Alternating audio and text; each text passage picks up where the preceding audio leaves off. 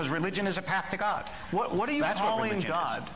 Where is God? God is the intangible creator of the universe, in whose presence a human being can live, and according to whose dictates or will a human being can live in this world. But what is your evidence for the existence of God right now? I don't have evidence because it's not a scientific claim. Okay, but unless you want to say, unless you want to say, oh, well, I shouldn't say it that way. I don't have proof because it's not a scientific claim. If you want a supporting idea, I would say my understanding of other human beings and my experience of other human beings, which leads me to believe that there's something more than material. My understanding of the design of the world, which leads me to believe that we're here not by accident.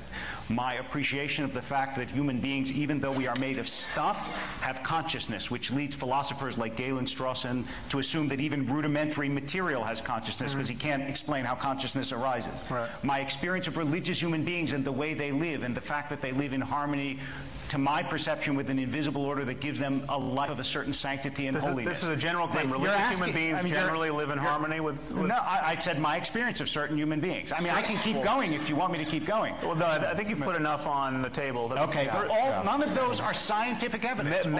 Many of those claims trespass upon the territory of science overtly. I mean, the claim about... Your understanding other human beings being suggestive of a divine artificer. Is that a scientific claim? Absolutely. I mean, is your understanding of mathematics also suggestive of a divine artificer? No, it has to do with my experience. Your ability to learn language? Do you understand? It has to do with my experience of you. When I'm looking at you right now, you may assume that what I see is a material, but that's not what I see. And it's not what I believe. And I think I understand it's not what you believe. There's something in you that is more than you believe. I really think so. This is now, if you want to make that a scientific claim, you can. But I'm telling you, it's a metaphysical claim, and to confuse the two is a mistake. Okay, you can add any metaphysics you want. Thank you. By that means, I mean, I can say, I see you as a reincarnate personality, and I think you were probably I was someone famous on Atlantis. Yes. Don't make me like a washerwoman in a people do this all the time. I mean, you can broadcast. I mean, this is constrained by our common sense in every other domain of discourse. I mean, just take, for example, the people who think Elvis is still alive. Okay.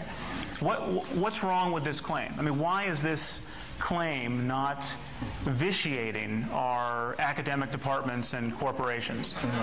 I mean, I'll tell you why, and it's very simple. We have not passed laws against believing Elvis is still alive.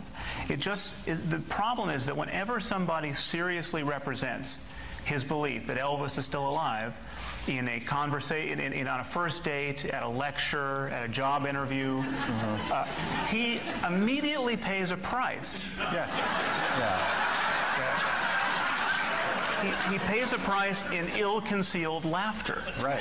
Now, surely you can agree with him. That is a good thing. Then he could rattle on about this is not a scientific claim. This is a matter of faith. You know, when I look at you, I see you might be Elvis. I mean, he could do this. Except that.